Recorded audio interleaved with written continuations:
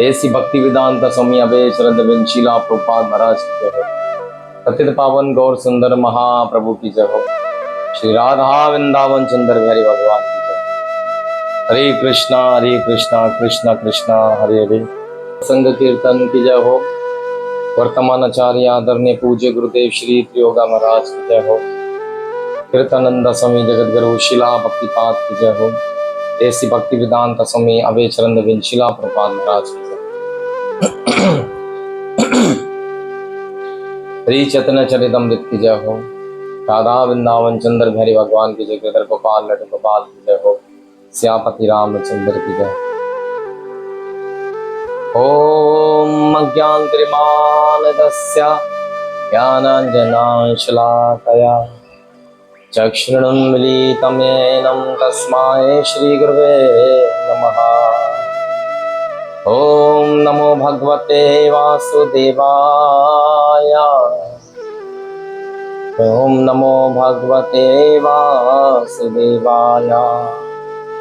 कृष्णाय वासुदेवाय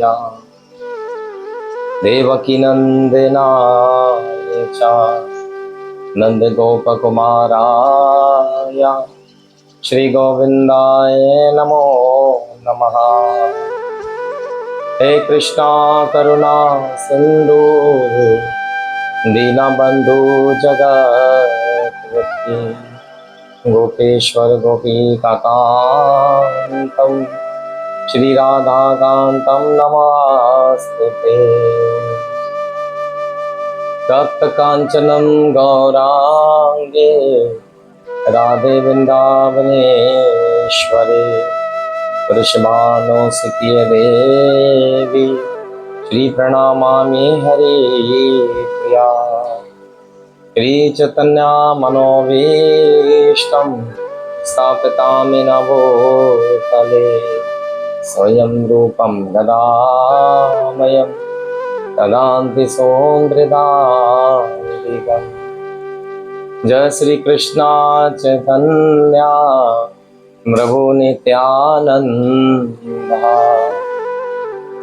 श्री अद्वैतां गदाधर श्रीवासादि गौरभक्तवृन्द।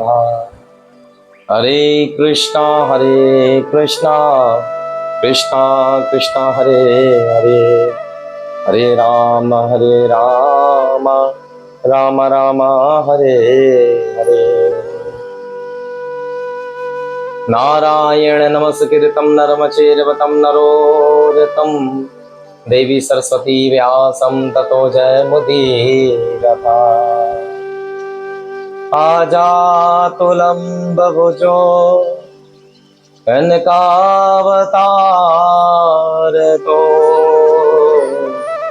संकीर्तने कपितारो कमलायताष्टतो। विशंबरो दुजभारो युगधरो पारो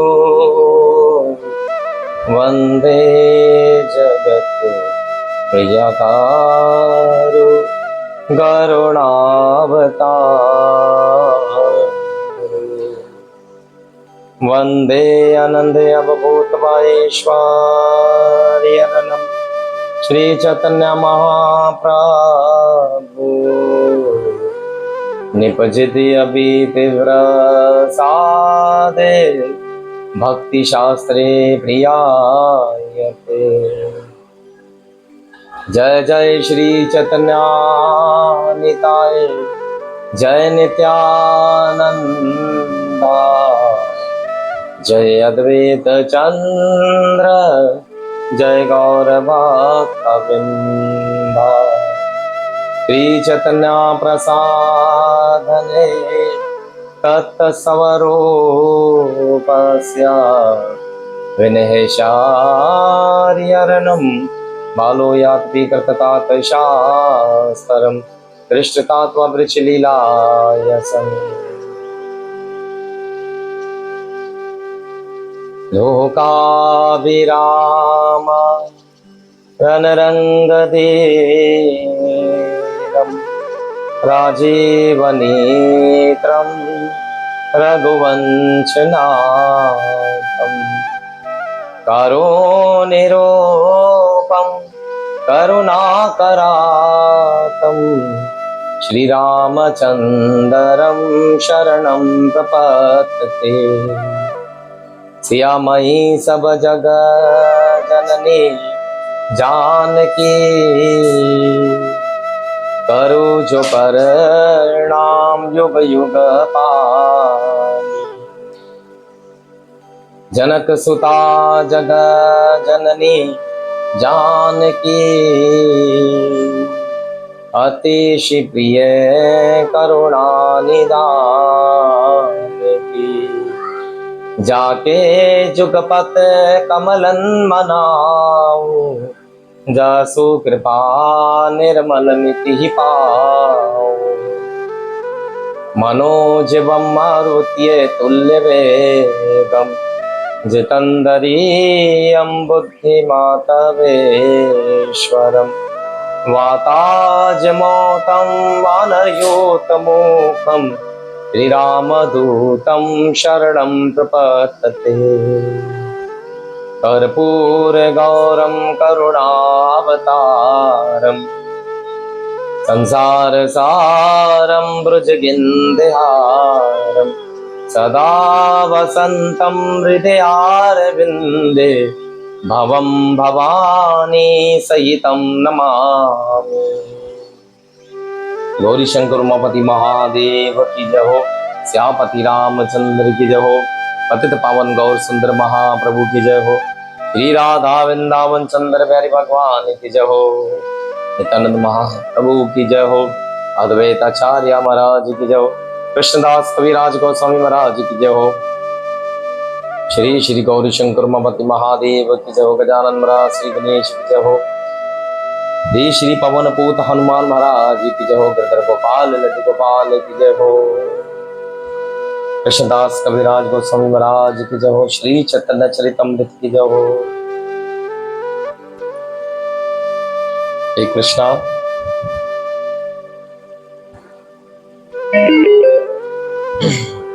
आज श्री कृष्ण की विशेष कृपा से हम सब लोग श्रावण शुक्ल पक्ष की तिथि पर आज श्री चैतन्य चरितमृत महान ग्रंथ को श्रवण दोबारा करने का एक सौभाग्य हम सबको प्राप्त हुआ, जो एक और एक मात्र गौरंगा महाप्रभु की विशेष कृपा हम सब पर है कि हम प्रतिदिन चैतन्य चरितमृत से महाप्रभु जी की शिक्षाओं को श्रवण करते हैं। गुरुदेव श्री योगा महाराज जी की विशेष कृपा से हम सब लोग इन सब कार्यों से जुड़ जाते हैं। और आज ये वो सब कार्य है जिनको श्रवण मात्र से हमारे जीवन में एक और एक मात्र हम लोग कथाओं को उतार पाए। आज अपने जीवन काल में एक और एक मात्र कथा श्रवण करना कोई मामूली नहीं है। इस घोर कलयुग में हम सब लोग जो कथा श्रवण कर पा रहे हैं, ये हमारे गुरु महाराज और हमारे पूर्वजों के आशीर्वाद हैं, जिनके आशीर्वाद मात्र से हम सब लोग कथा श्रवण कर पाते हैं। कहते हैं रामचरितमानस में, राम कथा सुर धनु साम सबत सब सुख धानी, सतत समाज सुरलोक सबको नाह सुने हैं आस जाने। फादर श्री रामचंद्र जी की कथा काम धनों के समान है, सेवा करने से सब सुख को देने वाली है। हम सब लोग आज जो भगवान हरि की कथा सुन रहे हैं, ये वे कथा है जो हम सब लोगों को एक और एक मात्र भगवान हरि को कथा सुनने से सब कुछ, एक कामधनो जो होती है ना, एक गौ माता का नाम है कामधनो। कामधनो एक गऊ का नाम है जो सब कुछ प्रदान करती, जो स्वर्ग से निकली है और वे भगवान के पास रहती है, और बड़े बड़े महर्षियों को वे वरदान में दी गई थी। इस कामधनों से ही एक सूरबी गाय है, एक कामधनु गौ माता, ये दो गौ माताओं का बड़ा ही प्रभाव है। कहते हैं कि ये कामधनु और सूरबी, ऐसा अगर हमारी लैंग्वेज में, हम भौतिक जगत की लैंग्वेज में से श्रवण समझना चाहें, ये एक कंपनी है जो भगवान हरि ने बहुत ही महत्वपूर्ण से इसके अंदर वो एक एक्टिविटीज को डाला है भगवान ने, कि ये जो भी चीज हम मांगे ये वो चीज हम सबको प्रोवाइड कर सकती है। हम दोनों अर्थात तुलसीदास गोस्वामी जी कहते हैं कि राम कथा सुरधनो साम सबत सब सुख दानी, अरे सत्य समाज सुरलोक सबको ना सुने आस जानी। अरे श्री रामचंद्र जी की कथा कामधनों के समान सेवा करने से सब सुख को देने वाली है। जो कोई भी भगवान की कथा को श्रवण करता है तो राम कथा अर्थात भगवान की कथा ऐसी है कि आपको सारी चीजें प्रदान कर सकती है। अरे सत्य पुरुषों के समाज ही सब देवताओं के लोक हैं, ऐसे जानकर ऐसा कौन ना सुनेगा। अरे ये सत्य पुरुषों के समाज ही सब देवताओं के लोक हैं। सत्य पुरुषों के समाज अर्थात इस कथाओं के अंदर हमें भगवान की अनेकों लीलाएं, अनेकों भगवान के भक्तों के चरित्र सुनने को मिल पाते हैं।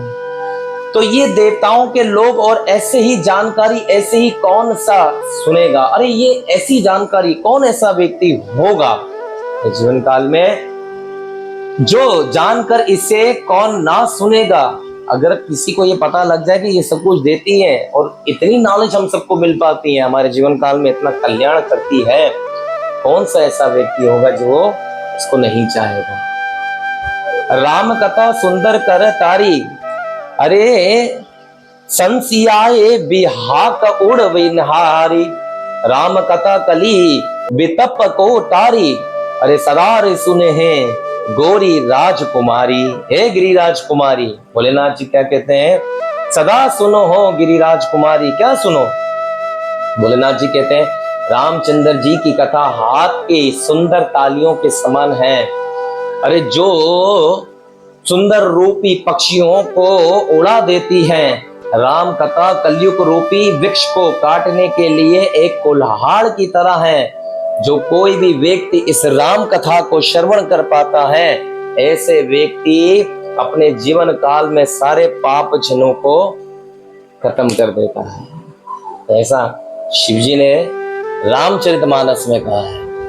आज हम सब लोगों को रामचरितमानस का थोड़ा सा मैंने कहा कि एक आनंद ले ले में, तो ठीक है। सो आप सब लोग यहाँ कथा सुनने के लिए आए हैं ना, इसे ताली बजाने से पक्षी उड़ जाते हैं। इसी प्रकार राम कथा श्रवण करने से आपके जितने भी कलयुग के आपके पाप कर्म होंगे, वे कथा श्रवण करने से ये सब नष्ट होंगे।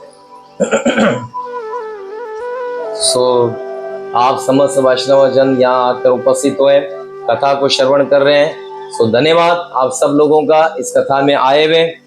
जितने भी भक्त जन है, श्रवता जन इस कथा को श्रवण कर रहे, कोटि कोटि नमन करता हूँ। आप सब लोगों ने अपना कीमती समय हम सबको इस कथा में लगाने के लिए आप लोगों ने अपना ये जो समय का बलिदान किया है, ये शायद आप कहीं और भी दे सकते थे, आप कहीं और भी इसका काम कर सकते थे, लेकिन आप सब लोगों ने अपना कीमती समय दिया भगवान की सेवा के लिए।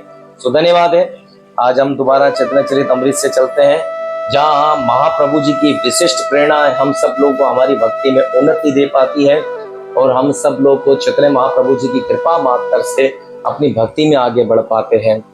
तो महाप्रभु की ये प्रेरणाएं हम सब लोगों को भक्ति में स्थित रहना और भक्ति में आगे बढ़ने, हम सबको ये शिक्षा मिलती है, क्योंकि चैतन्य महाप्रभु जी ही एक ऐसे हैं जिस वो हमारी भक्ति को आगे बढ़ा सकते हैं, जो हमारे मन में भगवान हरि का प्रेम प्रज्वलित कर सकते हैं, जो भगवान हरि से हमें मिला सकते हैं।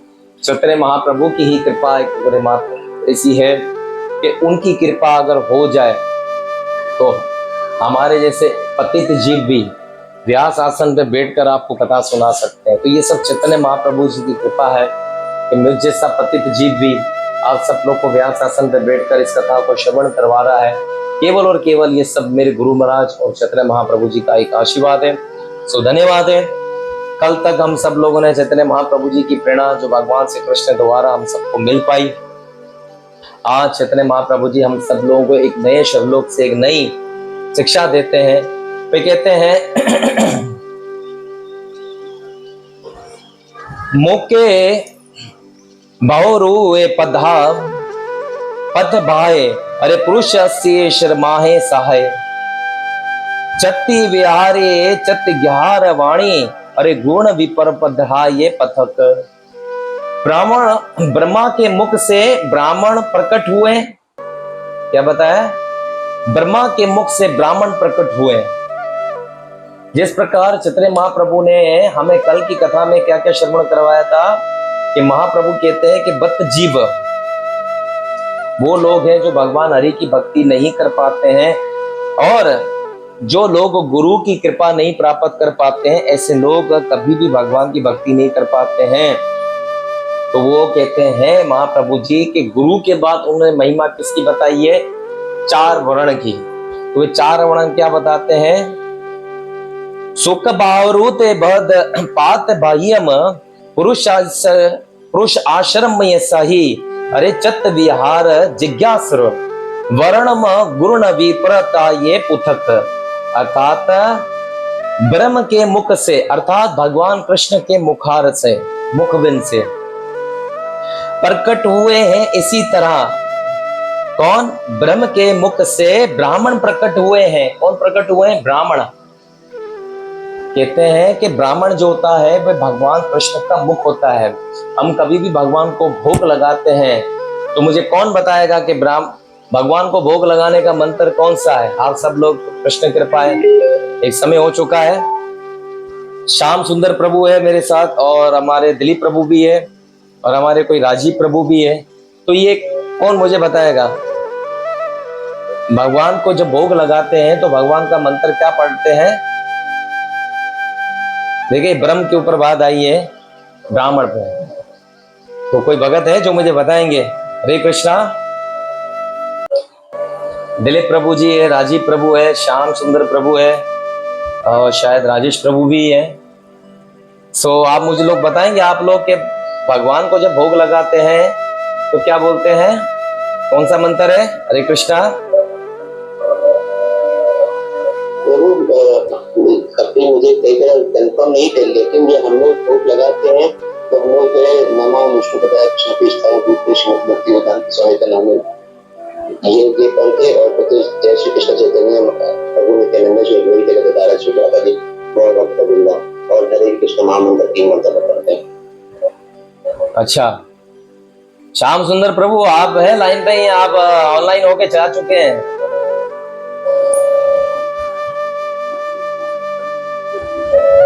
प्रभु बात ऐसा है कि जब कभी भी भगवान को, ये तो आपने गुरु महाराज का बताया है कि गुरु महाराज को भोग लगा, इस प्रकार के जो प्रणाली बोली जाती है नमो विष्णु पदाया, ये तो आपने प्रपात की प्रणाली बोली है। लेकिन प्रपात की प्रणाली से पहले आपको अपने गुरु की प्रणाली बोलनी चाहिए। कौन सी प्रणाली है हमारे गुरु महाराज की? हमारे गुरु महाराज की प्रणाली आती है नमो विष्णु पदाया कृष्ण पिस्ताय बोतले श्रीमते त्रियोगा गुरुदेव इति नामिने नामस्ते त्रियोगा पदाया श्री हरि नाम प्रसाद श्री हरि नाम पधाइये श्री हरि गुरु वैष्णव प्रिय मूर्ति पतित जीवने तारणे। फिर नमो विष्णु पदाया कृष्ण पिस्ताय बोतले श्रीमते कीर्तनंदा स्वामी इति नामिने नामस्ते भक्ति पदाया प्रपात प्रियाय निर्वशेषम परम धाम सापिसामे न बख्शिने। नमो विष्णु पदाया कृष्ण पिस्ताय बोतले श्रीमते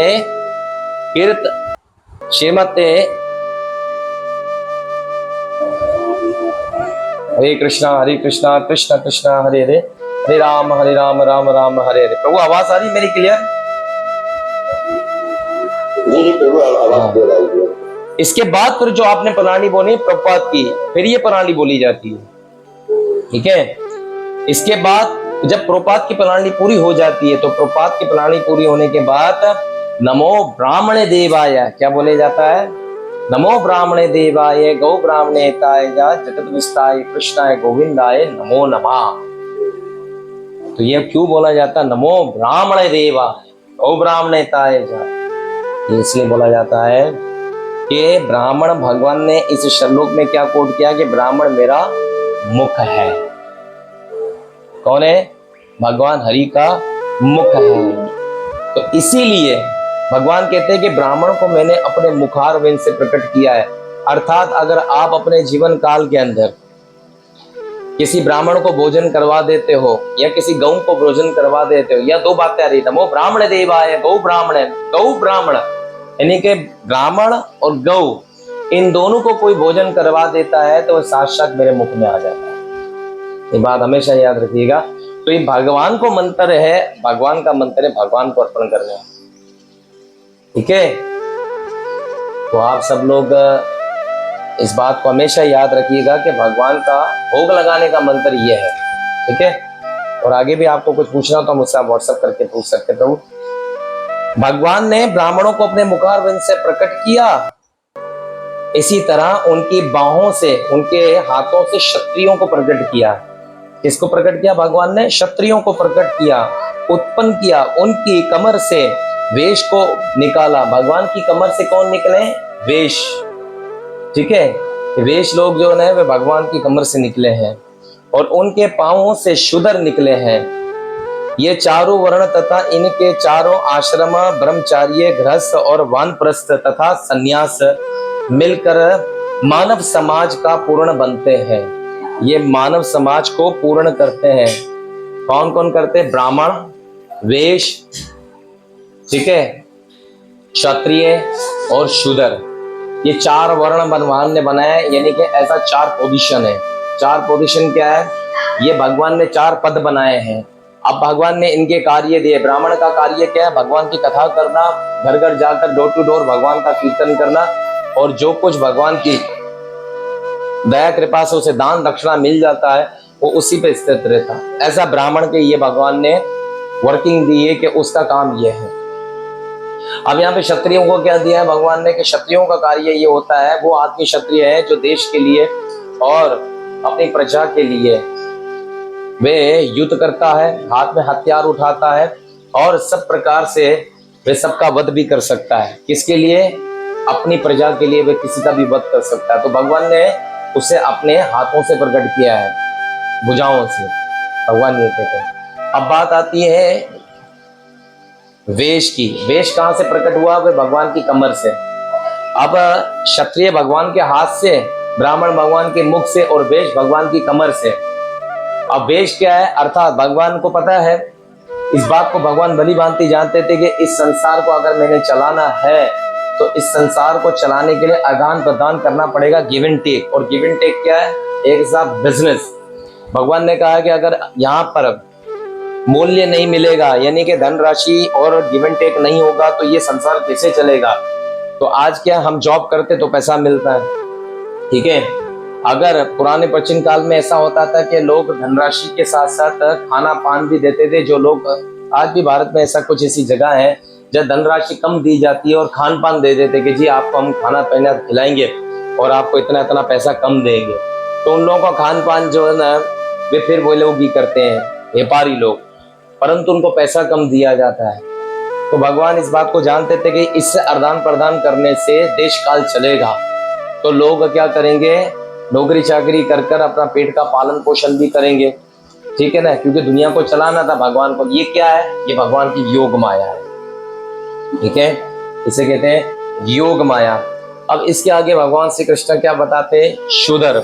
शूद्र भगवान श्री कृष्ण के कहां से प्रकट हुए? शूद्र निकले। ये चारों वर्ण, ये शूद्र भगवान के पैरों से निकले। ये चारों वर्ण भगवान श्री कृष्ण ने अपने शरीर से प्रकट किए हैं। शूद्र अर्थात जन्म ना जाइए थे शूद्र है, जन्म से तो सारे ही शूद्र है। जन्म से हर व्यक्ति शूद्र होता है, चाहे वे ब्राह्मण कुल से पैदा हो, चाहे क्षत्रिय से हो, चाहे किसी से भी हो, वे शूद्र जन्म से ही होते हैं। ऐसे प्रभुपाद महाराज जी कहते हैं क्योंकि शूद्र उसे इसलिए कहा जाता है क्योंकि वह माता के ऐसे स्थान से प्रकट होता है जहां से मल और मूत्र निकलता है। तो वे क्या होता है? शूद्र होता है। तो जन्म ना जाइए ते शूद्र है, यज्ञ पवित्र संस्कार दी ये वचते। फिर बाद में क्या होता है, उसे स्नान करवा के पवित्र करवा के फिर उसकी थोड़ी आयु बड़ी होती है, फिर यज्ञ पवित्र, फिर उसे पढ़ने भेजा जाता है, फिर उसे यज्ञ पवित्र संस्कार करवाया जाता है, तब यज्ञ पवित्र संस्कार होता है, तब जाके वो ब्राह्मण बनता है। तो ये क्या होता है, जन्म से सभी शूद्र होते हैं, ठीक है। इसके बाद हम लोगों को ये विद्या दी जाती है, जिसको जिस टाइप की विद्या, यानी कि जिस स्टूडेंट को जैसा सब्जेक्ट मिलता है। अगर किसी को मेडिकल का सब्जेक्ट मिला तो वो डॉक्टरी करता है, किसी को प्री इंजीनियरिंग का सब्जेक्ट मिला तो इंजीनियरिंग करता है, ठीक है। तो किसी को अगर आर्ट्स का सब्जेक्ट मिला तो वो आर्टिकल में चले जाता है, ठीक है, आर्ट्स पे चले जाता है। तो जिस प्रकार भौतिक जगत के अंदर एक यूनिवर्सिटी लेवल, एक मैट्रिक सब्जेक्ट और एक इंटर लेवल पे ये तीन चीजें आती है, ये तीन चीजें निर्भर करती है। तो इन्हीं तीनों चीजों को कहां से कॉपीराइट किया गया, ये भगवान के वर्णों से किया गया। भगवान ने भी ये 4 वर्ण बना दिए। अब इस 4 वर्ण को हमें चुनना है। हम ये कोई ये व्यक्ति कभी कभी ये कह सकता जी आप शूद्र जाति के, शूद्र जाति के तो समस्त संसार में लोग रहते हैं वे सभी शूद्र तब तक है जब तक वे मांसाहार है, जब तक वे भगवान की सेवा नहीं करते हैं, ऐसे लोग शूद्र कहलाते हैं। जो मांसाहार रहते हैं, जो भगवान की सेवा नहीं करते, जो भगवान के भक्त हैं, जो भगवान की सेवा करते हैं, ऐसे लोग ब्राह्मण कहलाते हैं, ठीक है। ये आप हमेशा याद रखिएगा। इस श्लोक में भगवान ने क्या बताया है कि शूद्र जाति जो है वे मेरे चरणों से निकली है। और शूद्र जाति में कोई व्यक्ति रहकर, अगर कोई व्यक्ति शूद्र जाति में जन्मा है, फॉर एग्जाम्पल आज कोई भक्त अगर शूद्र जाति में जन्मा है और अगर वे कर्म, यानी कि उसने सब्जेक्ट कौन सा चुना है, ब्राह्मण का, और उस सब्जेक्ट पे वो पूर्णता से काम कर चुका है, तो क्या आज गरीब का बच्चा क्या वे मेडिकल में पढ़ नहीं सकता है? अगर वे मेडिकल में पढ़ सकता है और एक डिग्री को हासिल कर सकता है, तो क्या डिग्री के ऊपर ये लिखा होता है कि ये गरीब के बच्चे के लिए नहीं है? डिग्री एक गरीब के बच्चे के लिए भी अगर वे मेहनत करता है तो, ठीक है। इसी प्रकार भगवान श्री कृष्ण ने क्या कहा कि आप शूद्र से भी रहकर, रविदास महाराज जी, संत रविदास महाराज जी, उनको शूद्र कहा जाता था। अब हम चलते हैं रामायण के उस पद के ऊपर जिनको दर्शन देने के लिए स्वयं रामचंद्र जी गए थे, शबरी, उनको भी शबुर कुल में उत्पन्न हुई थी, जन्मी थी, उनको भी शूद्र कहा जाता था। तो ये संत रविदास महाराज जी कौन थे? वे मीराबाई के गुरु थे। अब मीराबाई कौन थी? ये तो राजघराने से थी, तो उन्होंने एक शूद्र कुल के गुरु को क्यों अपना गुरु बना लिया?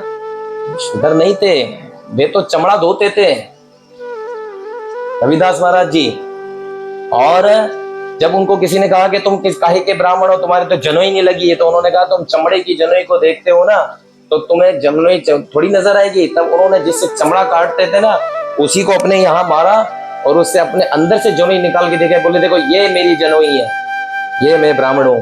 तब उन्होंने रखा, बोले मैं देख दिखा नहीं करता किसी से। ये संत रविदास जी का था।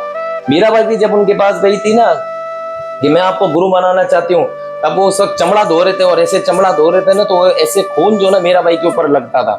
बोले मेरे पास क्यों आई हो तुम दीक्षा लेने के लिए? मैं तो दीक्षा देने के लिए योग्य थोड़ी हूँ। तो संत रविदास महाराज जी भी इतने योग्य थे।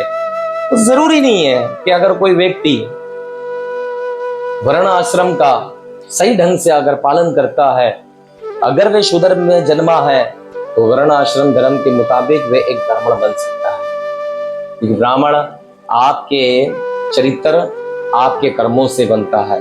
ब्राह्मण आपके कुल से, वे वो संपत्ति नहीं है जिनके माता पिता अगर धनी हैं तो बेटा भी धनी बनेगा। ये वो संपत्ति है जो केवल गुरु से मिलती है। जिसका गुरु भगवान की सेवा में लगा है, उसका शिष्य भी भगवान की सेवा में लगता है। ये बात ये आती है। तो इसी प्रकार से भगवान ने कहा, चैतन्य महाप्रभु जी कहते हैं कि 4 वर्ण आश्रम बने हुए हैं। भगवान ने 4 वर्ण आश्रम को अपने अंदर से प्रकट किया है। अब हम सब लोगों को ये बात, हरे कृष्णा कृष्ण कृष्ण हरे हरे, हरे राम राम राम हरे हरे, हरे कृष्णा कृष्ण कृष्ण हरे हरे, हरे कृष्णा कृष्ण कृष्ण हरे हरे, हरे राम राम राम हरे हरे। तो आज चैतन्य महाप्रभु जी की ये प्रेरणा हम सब लोगों को बड़ी अच्छी लगी है। हम आगे के श्लोक में सुनते हैं महाप्रभु जी क्या कहते हैं। ज्ञानी जीव अमुक्त, ज्ञानी जीव मुक्त देश पयन हो करी माने, वस्तु बुद्धि ही शुद्ध, नाहि कृष्ण भक्ति बाने।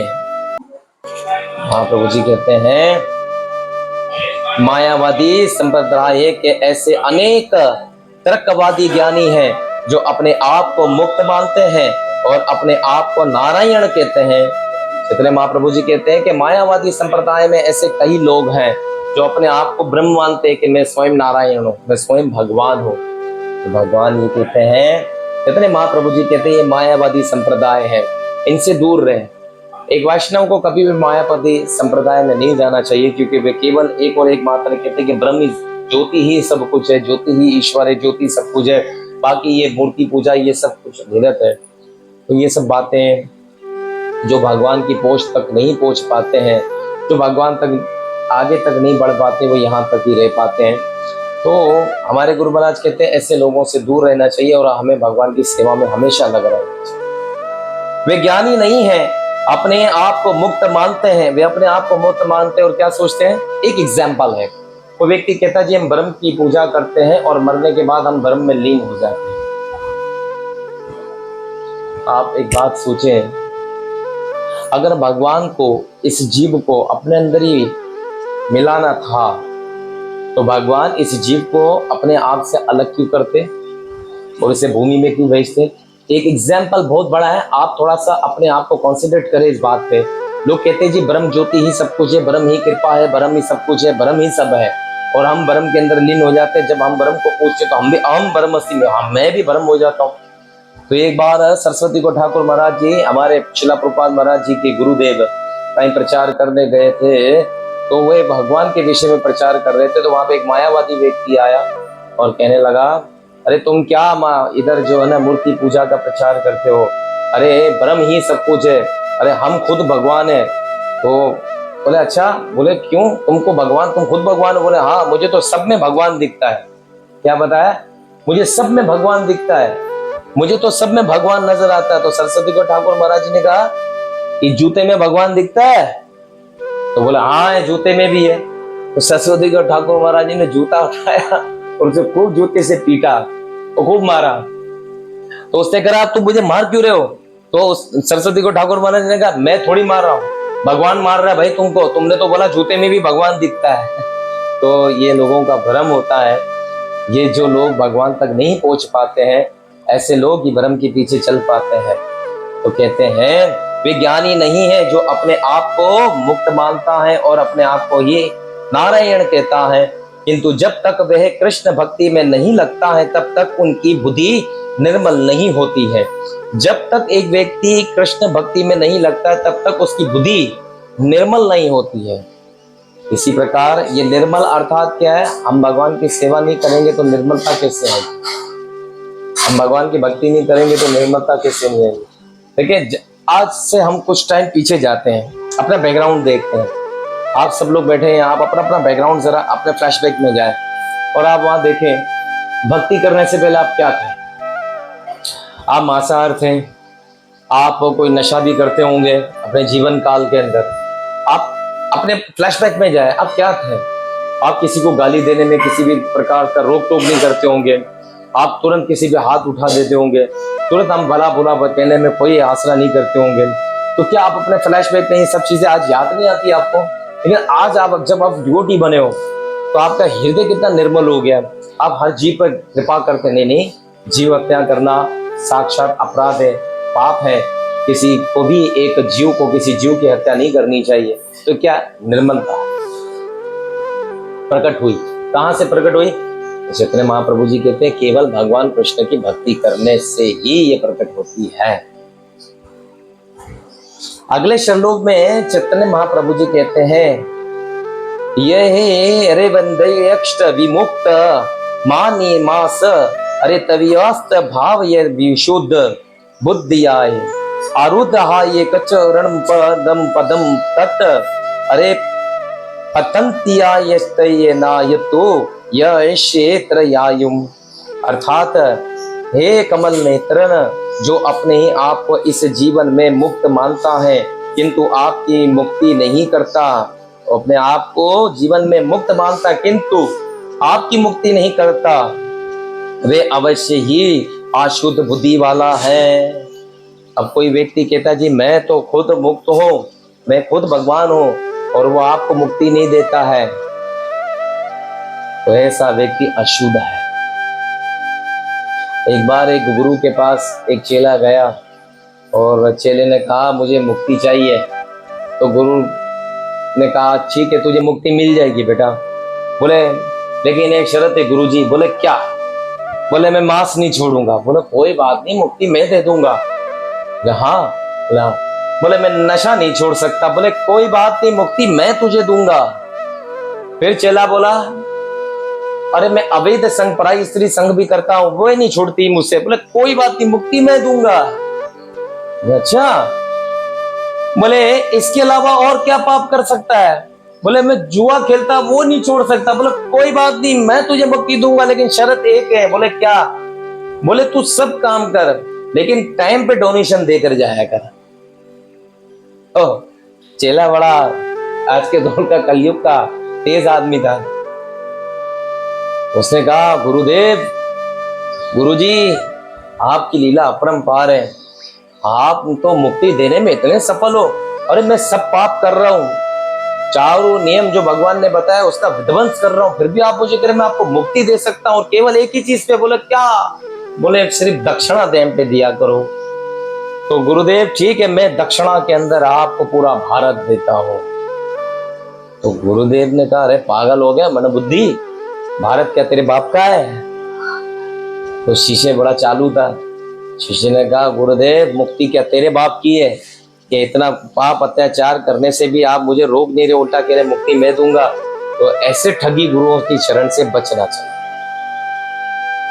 यहाँ क्या बताया? वे अशुद्ध बुद्धि वाला है, यथापि वे कठिन तपस्या करता है और अच्छा आध्यात्मिक पथ अर्थात नारकार ब्रह्म सत्कार का भी पथ प्राप्त करता है, तो किंतु वे पुण्य नीचे गिरता जाता है, क्योंकि वे आपके चरण कमलों की पूजा करने की उपेक्षा करता है।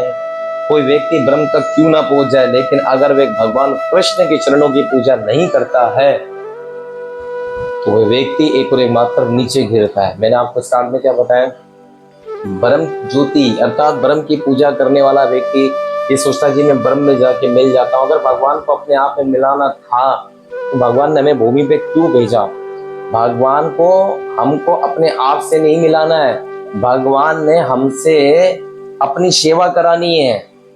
हम भगवान के दास हैं। हम पिछले श्लोक में पढ़ चुके थे ना, हम कौन है? आप सबको हमने क्या बताया कि भगवान श्री कृष्ण ने कहा मनुष्य का जीवन एक दास है जो मेरी भक्ति करने के लिए ही उत्पन्न किया गया है। अगर वो मेरी भक्ति करता है तो उससे मेरे धाम की प्राप्ति हो जाएगी। भगवान को अगर अपने अंदर ही मिलाना तो भगवान हमें भूमि पे क्यों भेजते? भगवान को हमसे अपनी भक्ति करानी थी, अपनी सेवा करानी थी, तभी तो भगवान ने हमें भूमि पे भेजा। लोगों का भ्रम होता है कि जी हम मरने के बाद ब्रह्म में लीन हो जाएंगे। ब्रह्म में लीन होकर क्या करना? देखें, एक जलते हुए बहुत तेज अग्नि के सामने पतंगा चले जाता तो क्या होता है? वो ये सोच के जाता है कि जी आहा क्या सामने से रोशनी नजर आ रही है, वो उसमें करीब होने की जैसे ही जाता है वे जल के भस्म हो जाता है। तो भगवान कहते हैं कि मुझ तक नहीं पहुंच सकते, लेकिन मेरी भक्ति तक पहुंच सकते हो। मेरी भक्ति कर कर मुझ तक आ सकते हो। मेरे निकट आने का एक ही साधन है, मेरी सेवा करना। क्योंकि जो भक्त मेरी सेवा करता है प्रतिदिन, वे आठों पैर मेरे निकट ही है। क्योंकि भगवान का 24वां अवतार जो बताया गया है वे कलंकी है, लेकिन 25वां अवतार कौन सा है? भगवान की अक्षर विग्रह का। और आज हमारे पास हर एक भक्त के घर में एक अक्षर विग्रह है। जैसे हमारे हाल ही में दिलीप प्रभु जी ने हमें बहुत सुंदर भगवान का दर्शन करवाया, राधा कृष्ण भगवान का दर्शन करवाया, जगन्नाथ जी का दर्शन करवाया, नरसिंहदेव जी का दर्शन करवाया, सीताराम जी का दर्शन करवाया। मेरा मन बहुत प्रसन्न हुआ कि हमारे दिलीप प्रभु के पास पूरा भगवान का एक भंडार लगा हुआ है, और वे कितनी सेवा करेंगे, कैसे कैसे सेवा करेंगे, कितने भाग्यशाली है कि एक तरफ राम जी की सेवा करेंगे, एक तरफ नरसिंह जी की सेवा करेंगे, एक तरफ जगन्नाथ जी की सेवा होगी, एक तरफ राधे कृष्ण की सेवा होगी। तो बहुत खुशी हुई ये जान करके भगवान हरि की दिलीप प्रभु पे एक बहुत बड़ी कृपा हुई है। हमारे घर तो सीताराम और हमारे गिरधर गोपाली जी हैं, लेकिन दिलीप प्रभु जी के पास भगवान ने अपनी कृपा दी है। तो दिलीप प्रभु ये कृपा संभाल के रखिएगा और इसे मजीद बढ़ाइएगा, क्योंकि आपके ऊपर कोई विशिष्ट भगवान की दया हुई है, आपने भगवान का कोई काम किया है कोई अच्छा, तो तभी भगवान ने आपके ऊपर इतनी कृपा की है। धन्य है आपका जीवन, धन्य है आपके माता पिता जिन्होंने आपको भक्ति में आगे बढ़ने के लिए भी कहा है।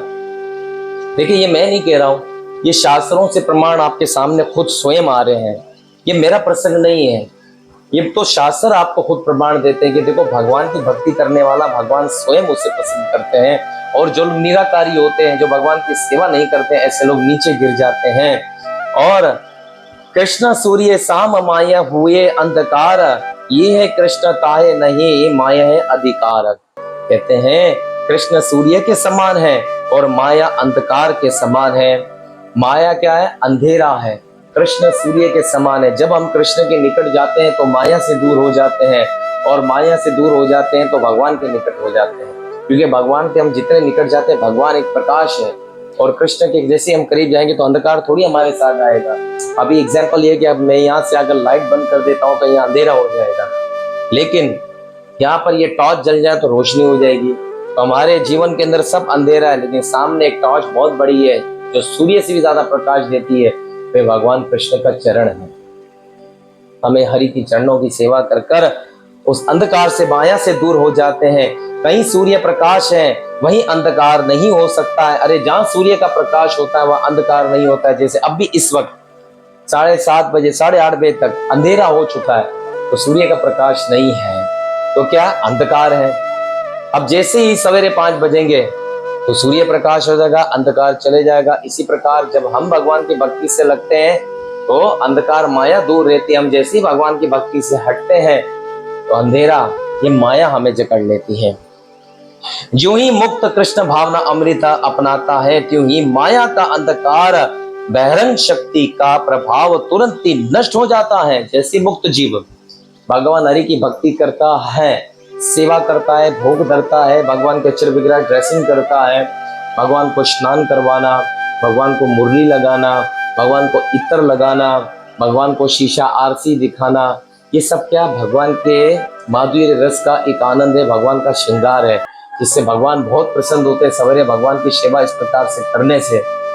तो इस प्रकार से भगवान इतने प्रसन्न होते हैं, तो भगवान कहते हैं कि मैं उस आदमी के निकट आ जाता हूँ। क्यों? क्योंकि वो मुझे श्रृंगार करवाता है, मुझे स्नान करवाता है, सवेरे उठकर मुझे चंदन का लेप लगाता है। जो व्यक्ति भगवान को चंदन का लेप लगाता है उसके जीवन काल में कभी दुख नहीं आता, कभी उसके घर से धन संपत्ति की कभी कमी नहीं होती। जो भगवान को चंदन लगाता है, जो भगवान को वरमाला पहनाता है, ऐसे व्यक्ति के घर के अंदर कभी भी उसके परिवार में टूट फूट नहीं होगी। जैसे वरमाला के एक एक मोती जुड़े होते हैं, वैसे उसके परिवार का एक एक सदस्य जुड़ा रहेगा जो भगवान को माला अर्पण करता है। ये जो भगवान के लिए वस्त्र लेकर आता है, जो कोई भी व्यक्ति भगवान के लिए अगर वस्त्र लेकर आता है तो वस्त्र अर्पण करना अर्थात भगवान हरि की विशेष कृपा उस पर हो जाती है।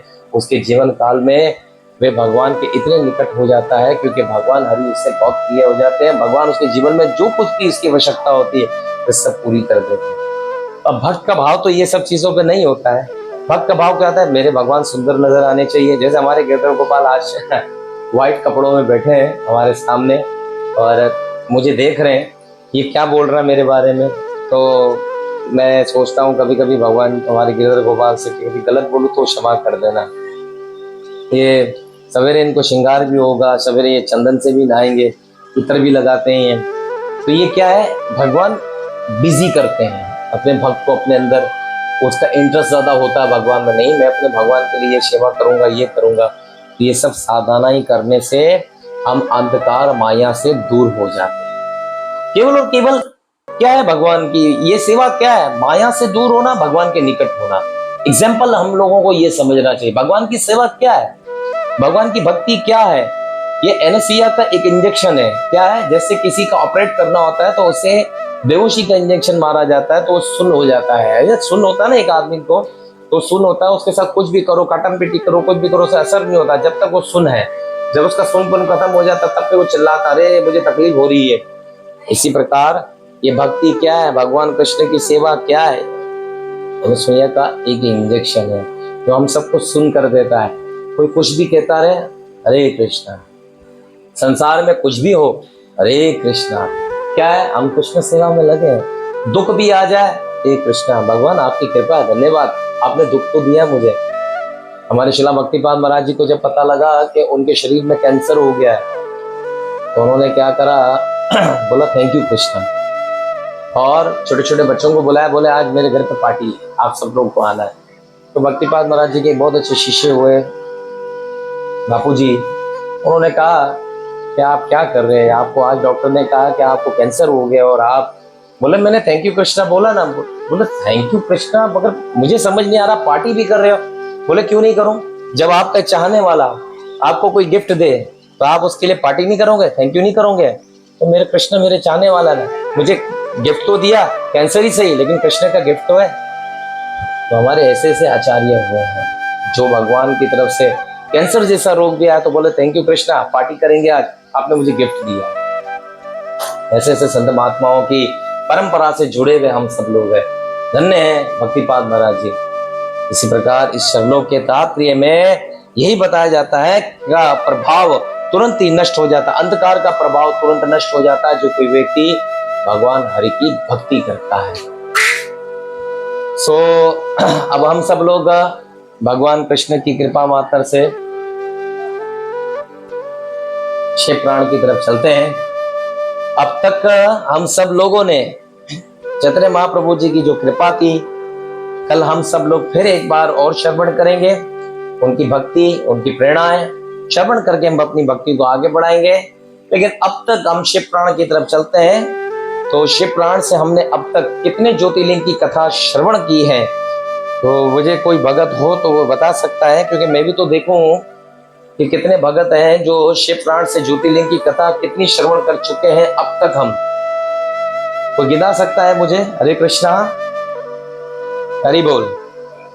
बहुत सारे डिवोटी आज कृष्ण कृपा से हमारे सामने है, तो कौन सा ऐसा डिवोटी है जो हमें ये बताएगा अब तक हमने शिव प्राण से कितने शिवलिंग की कथा सुन चुके हैं? हरे कृष्णा।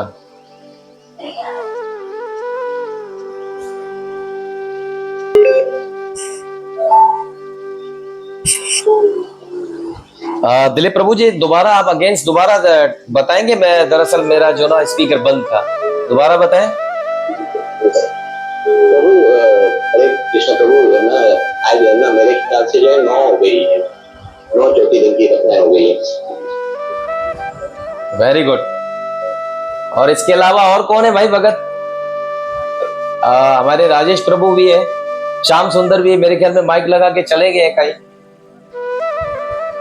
हमने अब तक कितने ज्योतिर्लिंग की कथा श्रवण की है? राजेश प्रभु सुन रहे हैं मुझे? हरे हरे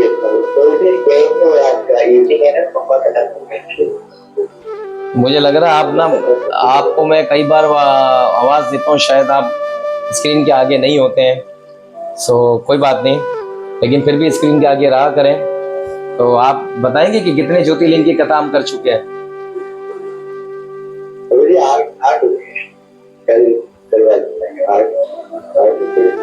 अच्छा, और राजेश प्रभु आप बताएंगे?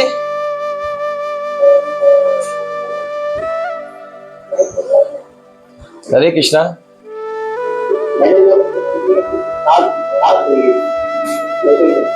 आपके अंदाजे में 7 हुई है। अच्छा,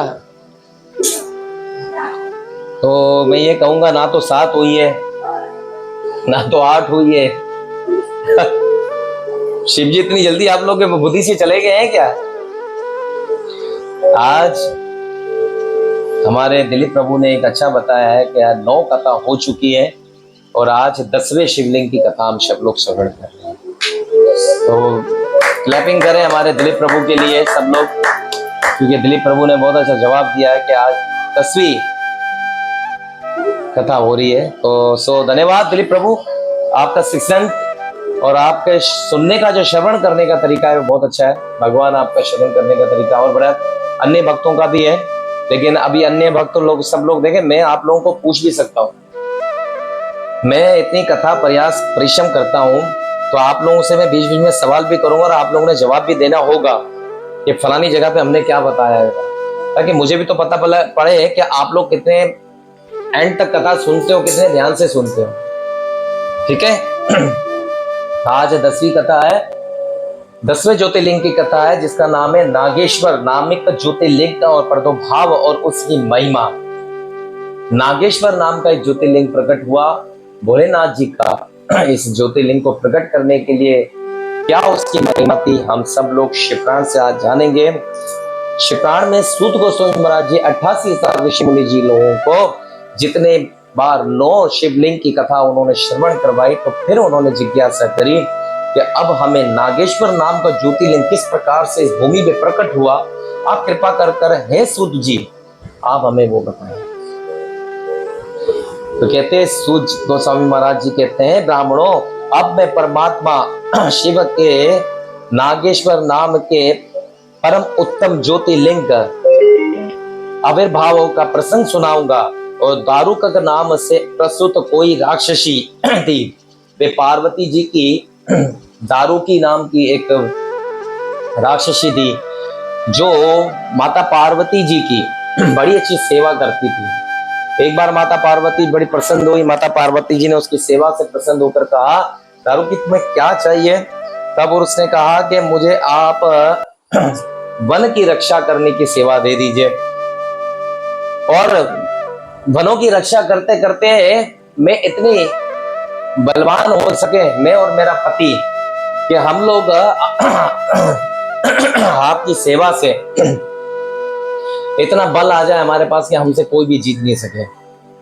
तब उनके ये प्रार्थना सुनकर माता पार्वती ने कहा, ठीक है तथास्तु, क्योंकि माता पार्वती जानती थी कि ये मेरे सेवाधारी है। देखो एक बात याद रखना, भोलेनाथ जी उनके यहाँ पे कौन है, लेकिन एक बार माता पार्वती से पूछा किसी ने, बोले पार्वती एक बात तो बताओ, तुम्हारे घर में सब कुशल मंगल है? पार्वती ने कहा सब कुछ कुशल मंगल है, कोई चीज हमारे यहाँ बिगड़ी भी नहीं है। बोले क्यों? बोले पहली बात तो है कि यहाँ सारे लोग लाइट के लिए परेशान है, दिलीप प्रभु भी परेशान है, श्याम सुंदर प्रभु भी परेशान है, राजेश प्रभु भी परेशान है, लेकिन भोलेनाथ जी के पास पार्वती जी परेशान नहीं है। मैं भी परेशान हूँ, लाइट जाती तो यूपीएस ऑन हो जाता, जैसे अभी लाइट गई भी है लेकिन यूपीएस ऑन है।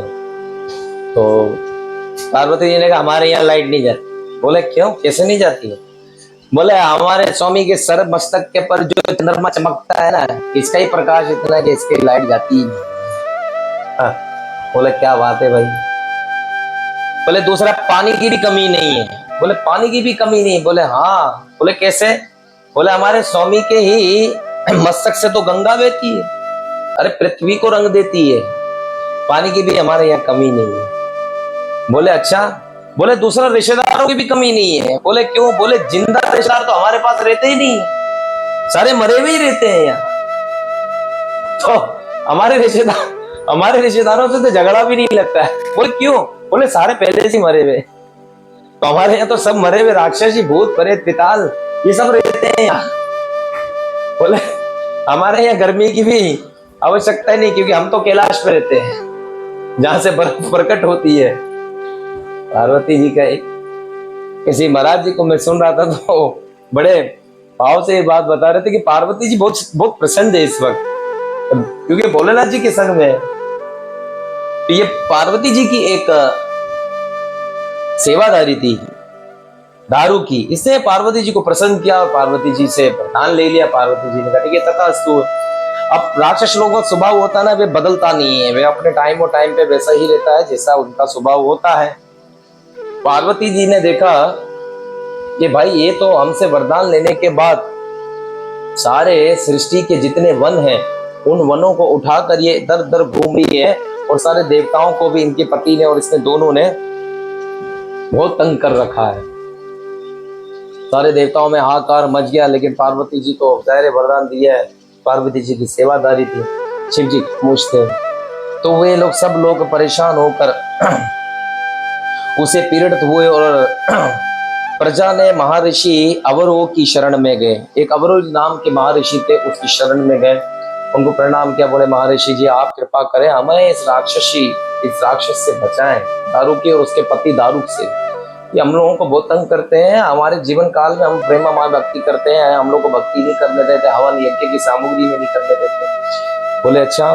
तब उन्होंने शाप दिया, बोले इस भूमि मंडल के ऊपर अगर कोई राक्षस किसी भी वैष्णवों का तिरस्कार करे, उसे मारे, उसकी भक्ति में बाधा डालेगा, उसी क्षण उस व्यक्ति का वध हो जाएगा। तब ऐसे शाप को सुनते ही वे दोनों क्या करने लगे, पति और पहली, वे जाकर उन्होंने अपना बसेरा कहीं और समुद्र में जाकर एक वन को उठाया, उसे समुद्र में ले गए और समुद्र में जाके निवास किया और समुद्र में निवास करते थे। तो ये क्या है, शाप। कि शाप इतना भयंकर होता है। कल हम लोग रावण के विषय में पढ़ रहे थे। रावण जो था इतना बलशाली था, हमने कल रावण की भी कथा जानी थी।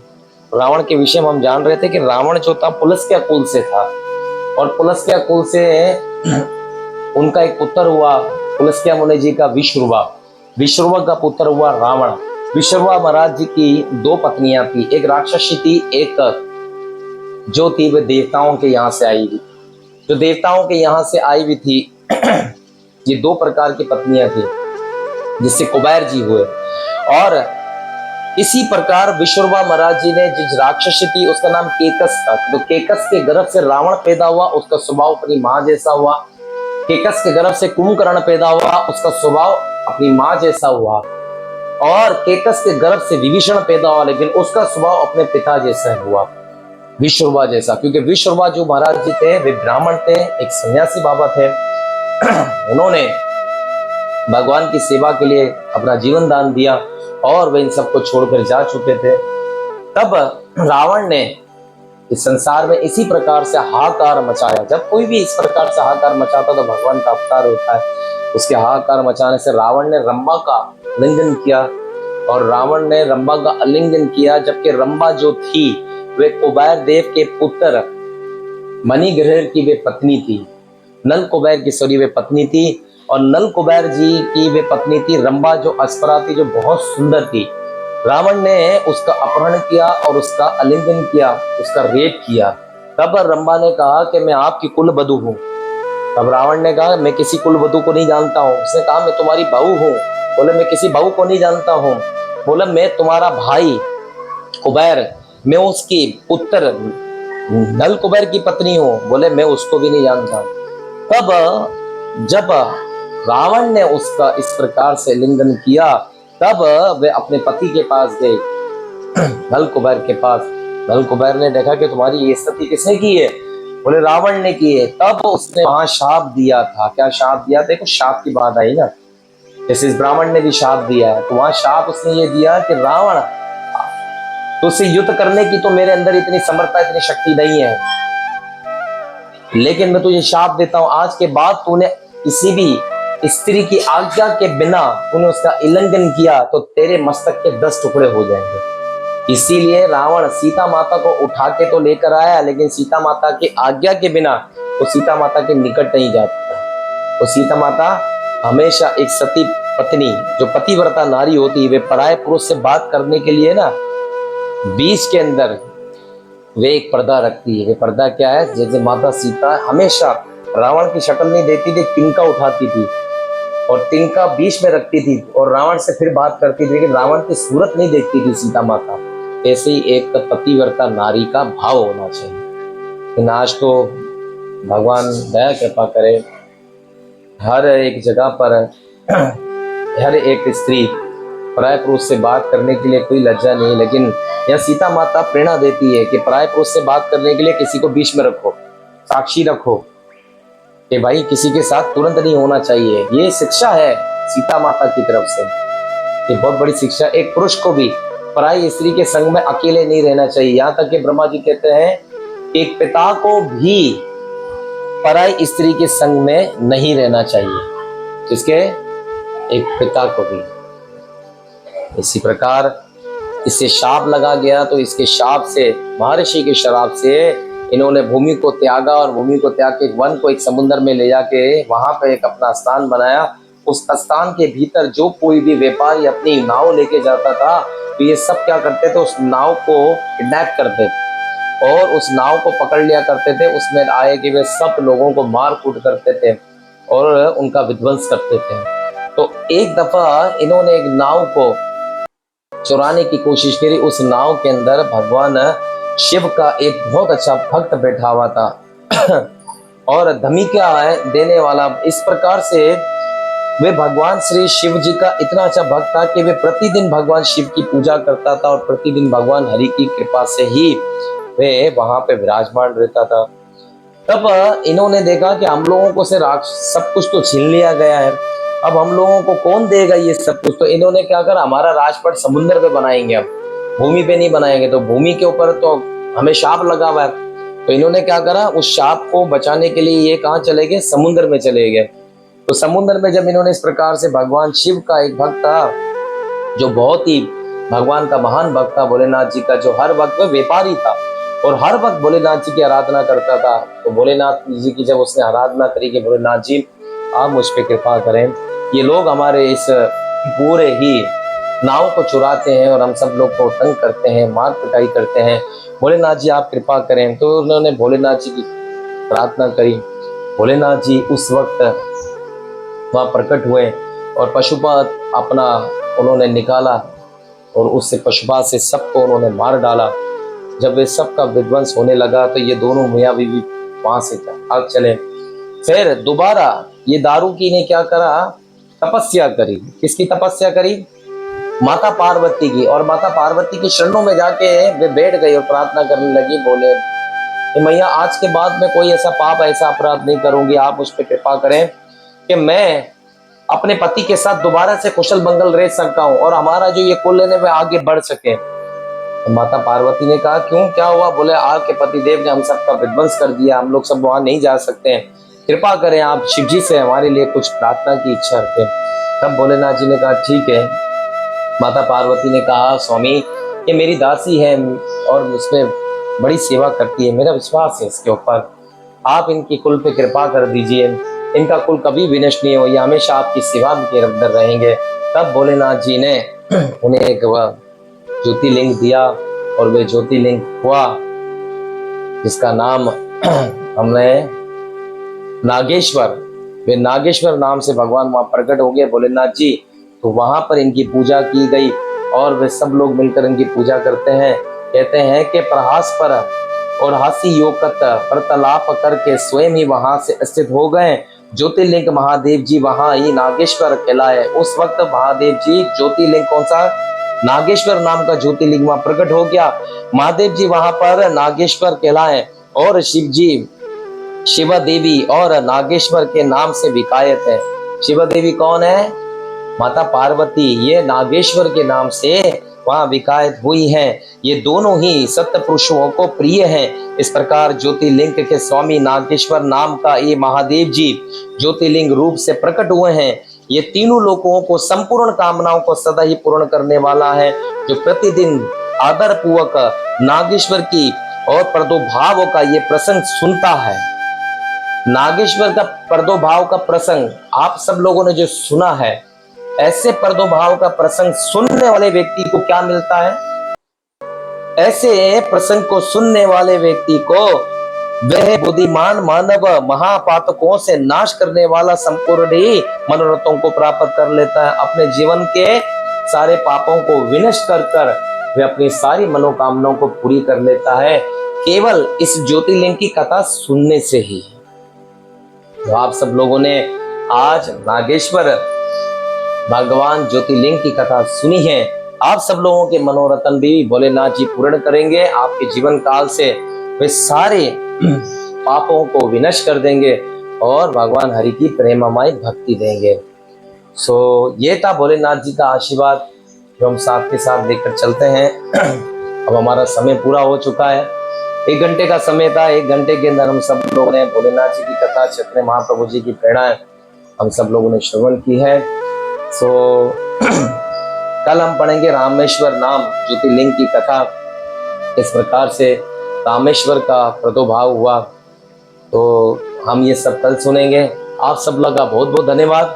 आप सब लोगों ने अपना कीमती समय दिया, इस कथा में आए। 1 घंटे तक कथा में बड़े प्रयास से, बड़े प्रेम से आप सब लोग इस कथा को सुनते हैं, तो मेरा भी मन बहुत अच्छा करता है कि मैं भी इसे बहुत अच्छे ध्यान से पढूं और बहुत अच्छी प्रकार से आप सब लोग तक पहुंचा सकूं। अगर कथा में कोई त्रुटि रह जाए, इसे दास से छोटा भाई, अपना मित्र, सखा समझकर मुझे क्षमा करिएगा, अपना पुत्र समझकर क्षमा करिएगा। और कथा में इस प्रकार रोजाना आइएगा। भगवान श्री कृष्ण आप लोगों की भक्ति बढ़ाए, आप लोगों के मन में अपनी छवि और अपने नाम का संकीर्तन बढ़ाए। श्री कृष्ण का हमेशा, गुरु महाराज जी का आशीर्वाद आप लोगों के संग बना रहे। आप सब लोग कथाओं से जुड़े रहे, प्रेमामय भक्ति से जुड़े रहे और इसी प्रकार कथाओं को आनंद लेते रहे। सो धन्यवाद है। और कथा के एंड में हम अक्सर पूछते हैं, किसी का कोई प्रश्न है तो वो भगत पूछ सकता है। आज के दिवस हरे कृष्णा आप श्रवण कर पाएंगे और हम सब लोग मिलकर इसी प्रकार कथा के साथ जुड़ते हैं। ये सब भगवान हरि की विशेष कृपा है। हरे कृष्णा कृष्ण कृष्णा हरे हरे, हरे राम राम राम हरे हरे। जय जय श्री राधे श्याम, जय जय श्री राधे श्याम, जय जय श्री राधे श्याम। श्रीमती राधा रानी की, ऋषभ दुलारी की, श्री श्री भगवान श्री राधा वृंदावन चंद्र बिहारी भगवान की जय, हृदय गोपाल की जय, वर्तमानाचार्य आदरणीय पूज्य गुरुदेव श्री त्रियोगा महाराज की जय, कीर्तनंदा स्वामी जगत गुरु शिला भक्तिपाद की जय, परम गुरु शिला प्रभुपाद महाराज की जय हो, पतित पावन गौर सुंदर महाप्रभु की जय हो, श्री चैतन्य महाप्रभु की जय हो। ताय गौर प्रेमानंदी, हरि हरि बोल।